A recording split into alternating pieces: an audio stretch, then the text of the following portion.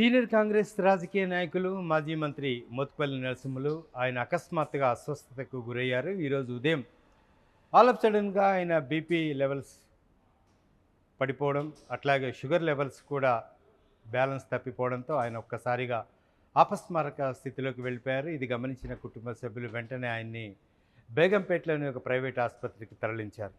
ఇక మోత్కుపల్లి నరసింహులు ఎందుకు ఆయన అంత మానసిక ఒత్తిడికి గురవుతున్నారు, ఏ రాజకీయ కారణాలు ఆయన మానసికంగా ఆయన మీద ప్రభావం చూపిస్తున్నాయంటే అనేక అంశాలు ఇటు దోహదం చేస్తున్న పరిస్థితులు కనిపిస్తున్నాయి. 2 రోజుల క్రితం ఆయన ఇంట్లోనే ఉదయం నుంచి సాయంత్రం వరకు నిరాహార దీక్ష చేసిన సందర్భం కూడా కనిపిస్తోంది. ఇక లోక్సభ ఎన్నికల సందర్భంగా తెలంగాణలో కాంగ్రెస్ పార్టీ మాదిక సామాజిక వర్గానికి అన్యాయం చేస్తోంది అని ఆరోపిస్తూ ఆయన కనీసం ఒక టికెట్ అయినా కేటాయించాలని దీక్ష చేసిన సందర్భం కూడా కనిపిస్తోంది. ఇక ఈ నేపథ్యంలోనే అంతకుముందు కూడా ఆయనకు వరంగల్ లోక్సభ స్థానం కేటాయించాలంటూ కూడా అప్లికేషన్ పెట్టుకున్న సంగతి మనందరికీ తెలిసిందే. అయితే తాజాగా 17 నియోజకవర్గాల్లో లోక్సభ నియోజకవర్గాలకు గాను 3 వెనుకబడిన వర్గాలకి కేటాయించగా అందులో ఎవరికీ కూడా తన సామాజిక వర్గానికి సంబంధించిన అభ్యర్థికి సీటు కేటాయించలేదని మోత్కుపల్లి నరసింహులు ఆయన ఆవేదనను వ్యక్తం చేసిన పరిస్థితి కూడా మనం చూసాం. ఈ నేపథ్యంలోనే ఖచ్చితంగా ఒక టికెట్ని కేటాయించాలి, ఒక లోక్సభ సీట్ని కేటాయించకపోతే తీవ్ర నష్టం జరుగుతుంది పార్టీకి అనే కోణంలో ఆయన తన వాయిస్ను వినిపించే ప్రయత్నం చేశారు. అయినప్పటికీ కూడా ఎలాంటి ప్రయోజనం లేదు. దీంతో ఆయన ఒకరోజు దీక్ష కూడా శ్రీకారం చుట్టారు.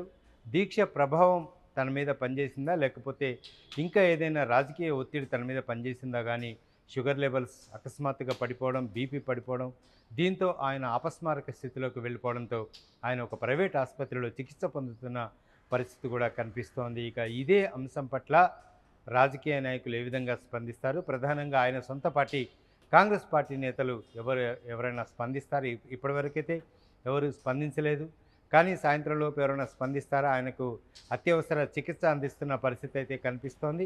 ఆయన గతంలో కూడా ఆయనకు కరోనా సోకిన నేపథ్యంలో ఆయన అప్పుడు బీఆర్ఎస్ పార్టీలో ఉన్నారు.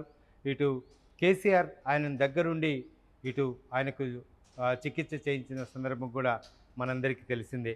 తాజాగా ఆయన కాంగ్రెస్ పార్టీలో కొనసాగుతున్నారు. ఇక అనేక రాజకీయ ఒత్తిళ్లు ఆయన మీద పనిచేస్తున్న పరిస్థితి కనిపిస్తోంది. ఇక ఏం జరుగుతుంది? ఆయన క్షేమంగా బయటకు వస్తారా? కాంగ్రెస్ పార్టీ పెద్దలు ఆయన్ని ఓదార్చి ఆయనకి చికిత్సకు సహకరించి ఆయన రాజకీయ ఏదైతే డిమాండ్ చేస్తున్నారో దానికి సహకరిస్తారా అనే అంశం పట్ల కూడా ఆసక్తి నెలకొంది. మొత్తానికి ముఖ్యమంత్రి రేవంత్ రెడ్డి తన తమ్ముడుగా అభివర్ణిస్తుంటారు మోత్కుపల్లి. ఏం చేస్తారు ఈ అంశం పట్ల? రాజకీయ అవకాశాలు లేనప్పటికీ కూడా ఒక వ్యక్తిగతంగా ఒక మానవతా దృక్పథంతో ఆయన ఆసుపత్రిలో చేరారు కాబట్టి ఏమన్నా స్పందిస్తారా, లేదా ఇంకెవరినైనా పంపించి ఆయనకు ఒక ఓదార్పునిస్తారా అనే అంశం పట్ల మాత్రం ఆసక్తి నెలకొంది. ఇక మిగతా ఇటు మోత్కుపల్లి అభిమానులు, ఆయన శ్రేయోభిలాషులు మాత్రం మోత్కుపల్లి ఆరోగ్యంతో తిరిగి రావాలని మాత్రం కోరుకుంటున్న సందర్భాలు కనిపిస్తున్నాయి. కెమెరా పర్సన్ రాజాతో హరికృష్ణ, వన్ ఇండియా తెలుగు, హైదరాబాద్.